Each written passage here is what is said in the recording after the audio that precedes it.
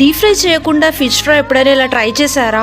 Super టేస్టీగా ఉంటుంది. దీనికైతే మనం ఉప్పు, కారం, గరం మసాలా, ధనియాల పొడి, ఫిష్ మసాలా పౌడర్, నూనె ఇంకా నిమ్మరసం వేసుకుని అదంతా బాగా మిక్స్ చేసుకుని ఇక్కడైతే నేను కట్ల చేపలు యూజ్ చేస్తున్నాను.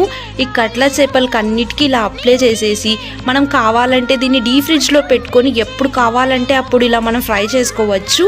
ఇప్పుడు ఇలా చేప ముక్కలు అన్నిటికీ పట్టించాం కదా ఈ మసాలా, దీన్ని మ్యారినేట్ చేసుకునే అవసరం లేదు. మనం ప్యాన్లో 2 టేబుల్ స్పూన్ల నూనె వేసుకొని ఈ ఫిష్ పీసెస్ అన్ని ఇలా పెట్టి మూత మూసి ఇట్లా 2 పక్కల మనం బాగా కుక్ చేసుకోవాలి. ఇలా కుక్ చేసుకున్న తర్వాత మనం సన్నగా చాప్ చేసుకున్న గార్లిక్, పచ్చి కరివేపాకు, పచ్చి కొత్తిమీర, ఆ ఫ్లేవర్ అయితే చాలా బాగుంటుంది. ఇలా వేసుకొని మూత మూసి మనం ఇలా 2 వైపులా బాగా కుక్ చేసుకోవాలి. అంతే, ఎంతో టేస్టీగా ఉండే మళ్ళీ తినాలనిపించే ఫిష్ ఫ్రై అయితే రెడీ అయిపోతుంది.